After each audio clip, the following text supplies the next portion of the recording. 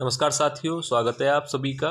तो आज की क्लास में हिंदी व्याकरण के कुछ और महत्वपूर्ण प्रश्न लिए गए हैं जो परीक्षा की दृष्टि से काफ़ी महत्वपूर्ण है और जो आपसे परीक्षा में पूछे जा सकते हैं।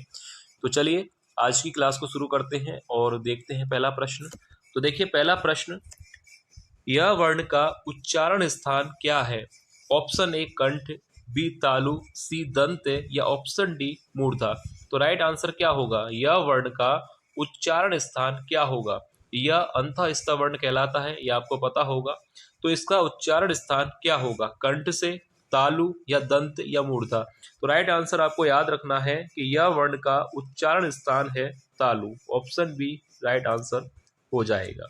नेक्स्ट क्वेश्चन है, तालु से उच्चारित होने वाला वर्ग कौन सा है? ऑप्शन ए क वर्ग, बी च वर्ग या सी ट वर्ग या ऑप्शन डी त वर्ग। तो देखिए तालु से उच्चारित होने वाला वर्ग कौन सा होगा, यानी तालव्य वर्ग कौन सा कहलाता है? तो राइट आंसर होगा ऑप्शन बी, च वर्ग को तालव्य वर्ग कहा जाता है। याद रखिए तालु से उच्चारित होने वाला वर्ग होगा च वर्ग, यानी च वर्ग को तालव्य वर्ग भी कहा जाता है। नेक्स्ट क्वेश्चन है, दूध वाला रचना की दृष्टि से शब्द है। ऑप्शन ए रूढ़ शब्द, बी यौगिक शब्द, सी योग रूढ़ शब्द या ऑप्शन डी संकर शब्द। तो राइट आंसर क्या होगा? दूध वाला रचना की दृष्टि से कैसा शब्द है? तो राइट आंसर होगा ऑप्शन बी यौगिक शब्द। यौगिक शब्द क्या होते हैं? मैंने पहले भी आपको बताया था कि वे शब्द जो दो सार्थक खंडों के मेल से बनते हैं यौगिक शब्द कहलाते हैं। तो दूध वाला यहाँ पर राइट आंसर होगा कि यह एक यौगिक शब्द है, ना कि योग रूढ़ शब्द। नेक्स्ट क्वेश्चन है, र को वर्णमाला में स्थान दिया गया है। ए स्वर में, बी व्यंजन में, सी द्विगुण व्यंजन में या ऑप्शन डी संयुक्त व्यंजन में। तो राइट आंसर क्या होगा कि र को वर्णमाला में स्थान दिया गया है। ऑप्शन ए राइट आंसर हो जाएगा स्वर के अंतर्गत। याद रखिएगा यह पूछा जाता है परीक्षाओं में कि र को वर्णमाला में स्थान दिया गया है, तो आपको याद रखना है स्वर के अंतर्गत, ना कि व्यंजन में। नेक्स्ट क्वेश्चन है, यह कोई भला काम नहीं है वाक्य में कौन सा सर्वनाम है? ऑप्शन ए निजवाचक सर्वनाम, बी निश्चयवाचक, सी अनिश्चयवाचक या ऑप्शन डी संबंधवाचक सर्वनाम। तो यहाँ पर राइट आंसर क्या होगा कि यह कोई भला काम नहीं है। तो यहाँ पर कौन सा सर्वनाम है? ऑप्शन यहाँ पर देखिए सी और डी, तो ये तो गलत है। ऑप्शन ए या ऑप्शन बी में राइट आंसर होगा कि यह कोई भला काम नहीं है, तो यहाँ पर हो जाएगा निश्चयवाचक सर्वनाम। ऑप्शन बी यहाँ पर राइट आंसर हो जाएगा निश्चयवाचक सर्वनाम। नेक्स्ट क्वेश्चन है, कौन सा शब्द स्त्रीलिंग है? ऑप्शन ए लिपि, बी विद्रोह, सी बलशाली या ऑप्शन डी दाता। तो राइट आंसर क्या होगा कि कौन सा शब्द स्त्रीलिंग होगा? तो देखिए यहाँ पर राइट आंसर हो जाएगा ऑप्शन ए लिपि। यहाँ पर स्त्रीलिंग शब्द है, याद रखिएगा लिपि कैसा शब्द है? लिपि स्त्रीलिंग शब्द है। बाकी यहाँ पर जो तीन है विद्रोह, बलशाली और दाता, ये तीनों ही शब्द पुल्लिंग शब्द हैं। याद रखिएगा ये कैसे शब्द हैं? ये पुल्लिंग शब्द हैं और लिपि यहाँ पर स्त्रीलिंग शब्द हो जाएगा। नेक्स्ट क्वेश्चन है, मुरलीधर किस प्रकार का शब्द है? ऑप्शन ए रूढ़ शब्द, बी यौगिक शब्द, सी योग रूढ़ शब्द या ऑप्शन डी संकर शब्द। तो राइट आंसर क्या होगा कि मुरलीधर किस प्रकार का शब्द होगा? तो देखिए ऐसे प्रश्न भी परीक्षा में पूछे जाते हैं। अगर आपने इनके बारे में नहीं पढ़ा है तो एक बार पढ़ लीजिएगा कि रूढ़, यौगिक और योग रूढ़ शब्द क्या होते हैं। इनके बारे में आप पढ़ लीजिएगा क्योंकि इनसे भी प्रश्न पूछा जाता है, इसलिए यहाँ पर इस वीडियो में प्रश्न को लिया गया है। मुरलीधर किस प्रकार का शब्द होगा? तो इस प्रश्न का राइट आंसर तो हो जाएगा ऑप्शन सी योग रूढ़ शब्द। और आप इनके बारे में जरूर पढ़ लीजिएगा, इन चारों के बारे में कि रूढ़ शब्द, यौगिक, योग रूढ़ और संकर शब्द क्या होते हैं। ठीक है, क्योंकि इनसे प्रश्न बनेगा। नेक्स्ट क्वेश्चन है, शिष्टमंडल में कौन सी संज्ञा है? ए भाववाचक, बी समूहवाचक, सी जातिवाचक या ऑप्शन डी व्यक्तिवाचक। तो देखिए शिष्टमंडल, यहाँ पर राइट आंसर हो जाएगा ऑप्शन बी, यहाँ पर सही होगा। सरल प्रश्न है कि शिष्टमंडल में समूहवाचक संज्ञा होगी, सरल है। नेक्स्ट क्वेश्चन है, नारियल का तत्सम शब्द होगा।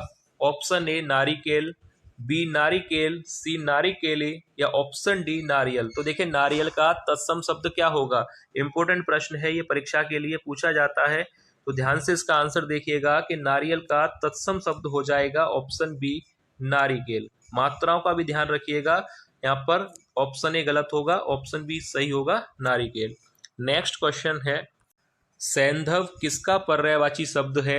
ऑप्शन ए हाथी, बी घोड़ा, सी नदी या ऑप्शन डी गधा। तो सैंधव किसका पर्याय शब्द होगा?